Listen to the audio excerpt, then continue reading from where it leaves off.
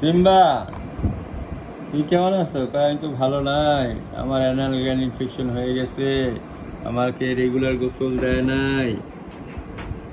ওই বান্ধবীদের কথা শুই না, যে ঠান্ডা লেগে যাইব। অক্টোবর পর্যন্ত সপ্তাহে একবার কইরা নর্মাল পানিতে গোসল, অক্টোবরের পরে কুসুম গরম পানি। সারা বছর গোসল করবে, যতদিন বিলাই বাঁচবো গোসল করলে ভালো থাকবে।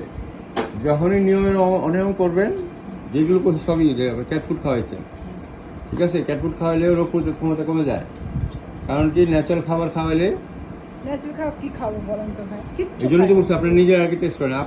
আপনার কি বলে হাজবেন্ড এবং আপনার মেয়ে সহ 1 মাস খালি বিস্কিট খাবেন, দামি দামি বিস্কিট, সেরাটন থেকে কিনা নিয়ে বিস্কিট আমার মেয়ে একটা বিস্কিট খাবেন, মাছ মাংস খাবেন না। কিচ্ছু তাহলে খায় না। দেখেন আপনাদের ক্ষেত্রে এ করবেন না, বিলেরই বিস্কিট খাওয়াইব। বিলে কাঁচা জিনিস খাওয়ার কথা, মাছ মাংস দিব, এটা বিস্কুট খাওয়াইব। আপনি এই জন্য বলছি যে নিজে খান, তখন নিজে বুঝবেন যে আমার শরীর পয়সা যাইতেছে গা বিস্কুট খাইয়া। তাহলে বিলাইটা আমরা সারা বছর যদি বিস্কুট খাওয়াই, মনে করেন কি মানে এটা বিলাই তখন অসুস্থ হবে। এটা আমার লাভ। আপনি হলে আমি বিল বানাবো, কারণ সতর্ক করলেও যদি আপনি না শোনেন তাহলে কেমনে বলেন? হচ্ছে ইনজেকশন দিচ্ছে, ইনফেকশন হচ্ছে। হ্যাঁ। গোসল করে না, আমি নিজে থাকতে পারি 7 দিন করেনি ভাই। 7 দিনের উপরে গেছে গা। আমি 7 দিনের মধ্যে একবার, গরমের মধ্যে পারলে 2বার করে কিন্তু কইছি। 7 দিনের ধরে একবার করে নাই তো, 7 দিন ক্রস হয়েছে। কথা না শুনলে সুস্থ করে দেবে।